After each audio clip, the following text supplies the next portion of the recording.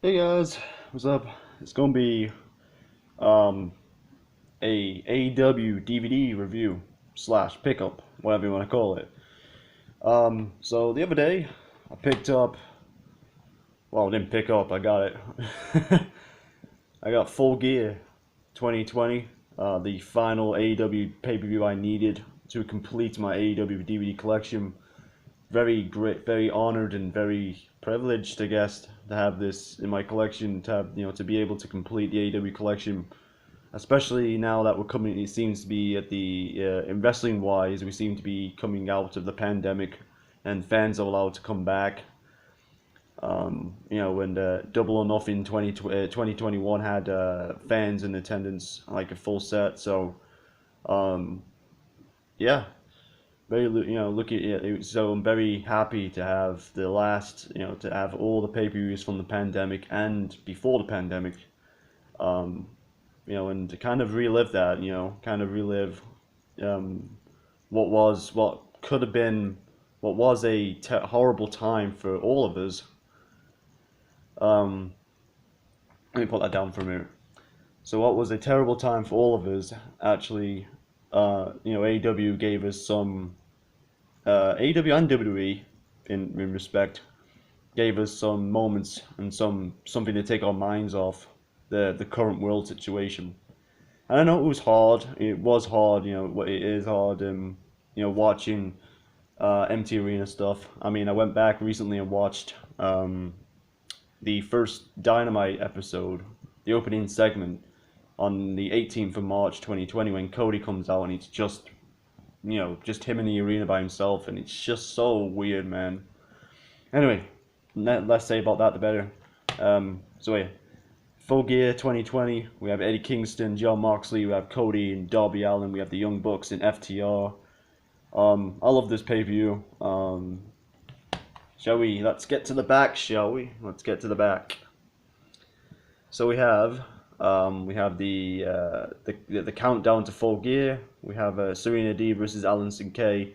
That was an alright match on the buy-in show. Pretty cool. Serena D picking up the victory. Kicked off the main show with Hangman Page taking on Kenny Omega in the finals of the World Championship tournament. Kenny Omega victorious. This was really good. I really liked this match. It was a good precursor of what's to come in the rivalry between these two. They didn't leave everything. They didn't throw everything at each other. They had, it felt like it was just the starter of the feud. The first match of a series. Based over next couple years or something. So, yeah, really happy about this match. Kenny got the victory. And then, of course, we knew what happened then. Kenny would turn heel and win the championship, so to speak. And Hangman eventually will go get the championship one day. So, yeah, awesome. So that was a good starter to the show. Orange Cassidy versus John Silver. It was all right. Good showcase for both men. Orange Cassidy's all right in small doses, so to speak, in my opinion. When he's not in a world championship match or when he's not in a long term feud, Orange Cassidy's fine when he's not to me, Orange Cassidy's fine when he's not like on TV every single week. Like, because the jokes get really old very quickly. And John Silver, this was at the height of his big mass when he was getting really popular on Being the Elite. So yeah, and this was all right. Of course, Orange Cassidy picks up the victory, and so on and so on. Then we had Cody Rhodes versus Darby Allin. This was a cracking match, really good. Cody played the heel a little bit in this match, and Darby was the underdog, and then Darby gets the win with a roll-up. And then Team Taz attack, continuing that rivalry, which then Cody seemed to just disappear out of, which was kind of weird in the rivalry. And then Sting came in and was like, "Woo! I'm a Stinger!" That was a terrible voice, man. That was terrible. So yeah, that was a pretty good match. Then we had Shida versus Nyla Rose. The one thing I'll say about women's championship matches in AEW is, it's one of those situations where the good matches, but the storyline, the story going into it and coming out of it really disappoints. I felt like that happened a lot during Sheeta's reign, where it felt like it was just, oh, we need a women's match on the show, so here's the women's championship match.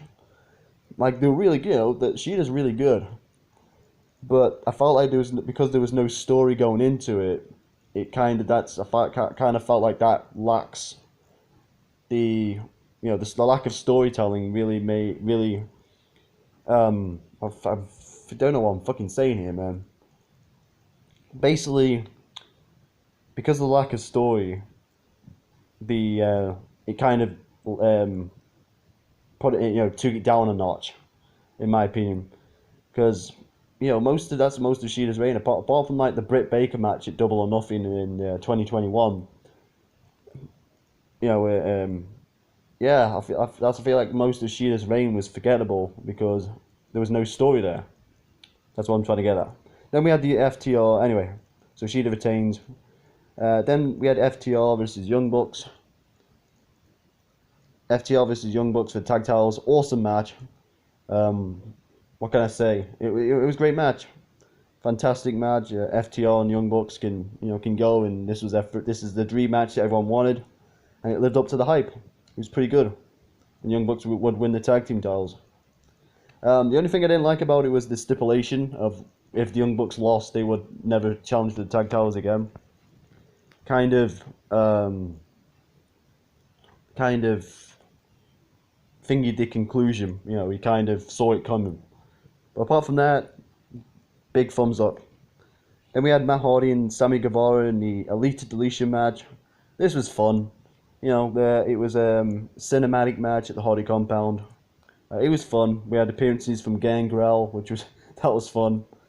Private Party, and Ortiz and Santana got involved, and Hurricane, that was fun. And then it took a serious turn when it got into the actual the dome part. The garage basically.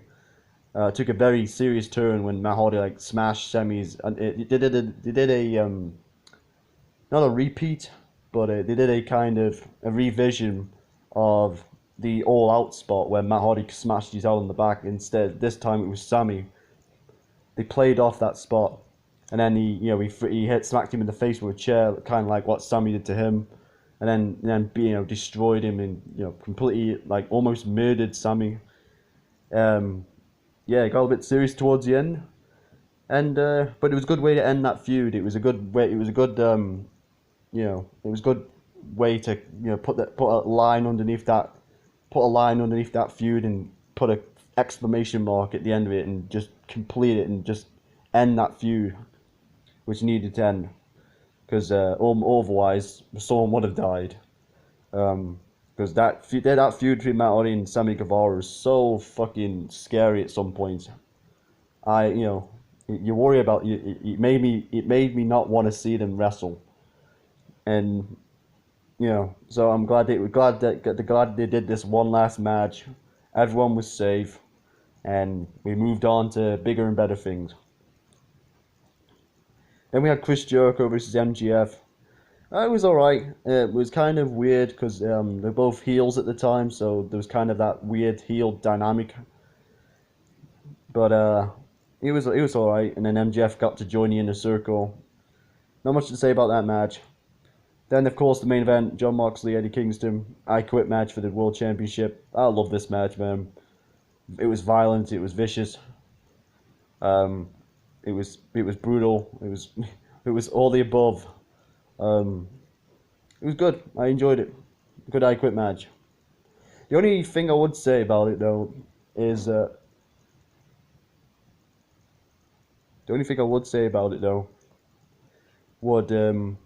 was I wish that sorry, the firework went off outside. Very distracting. I just wish that the referee would have had a. I wish the referee would have had a.